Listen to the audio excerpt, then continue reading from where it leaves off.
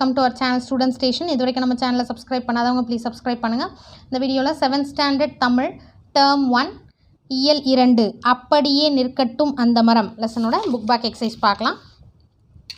சரியான விடையை தேர்ந்தெடுத்து எழுதுக. ஃபர்ஸ்ட் ஒன், நாவற் பழத்திற்கு உவமையாக கூறப்படுவது ஆப்ஷன் கோலி குண்டு. செகண்ட், சுட்ட பழங்கள் என்று குறிப்பிடப்படுபவை மண் ஒட்டிய பழங்கள். தேர்ட் ஒன், பெயரறியா என்னும் சொல்லை பிரித்து எழுத கிடைப்பது. ஆன்சர் ஆப்ஷன் பெயர் கூட்டல் அறியா. ஃபோர்த் ஒன், மனமில்லை என்னும் சொல்லை பிரித்து எழுத கிடைப்பது. ஆப்ஷன் மனம் கூட்டல் இல்லை. ஃபிஃப்த் ஒன், நேற்று கூட்டல் இரவு என்பதனை சேர்த்து எழுத கிடைக்கும் சொல். ஆப்ஷன் நேற்றிரவு. குருவினா. ஃபர்ஸ்ட் ஒன், நாவல் மரம் எத்தனை தலைமுறைகளாக அங்கு நின்றிருந்தது. நாவல் மரம் எத்தனைன்றதை எடுத்துட்டு 4-5. நாவல் மரம் 4-5 தலைமுறைகளாக அங்கு நின்றிருந்தது.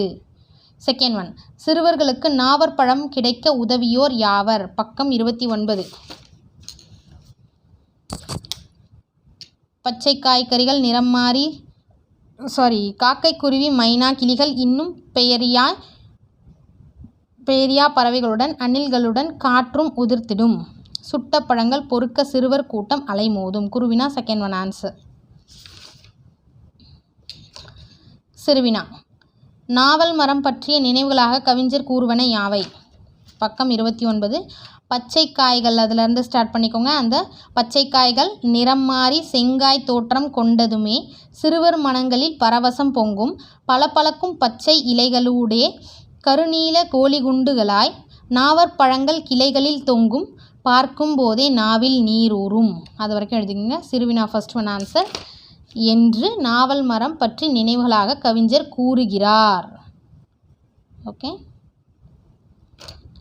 சிந்தனை வினா. பெருங்காற்றில் வீழ்ந்த மரத்தை கவிஞர் ஏன் பார்க்க விரும்பவில்லை.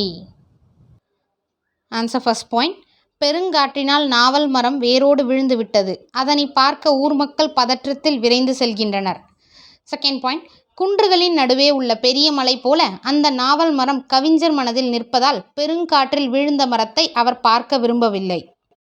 தேர்ட் பாயிண்ட், அந்த மரம் கவிஞர் நினைவில் வாழ்கின்றது.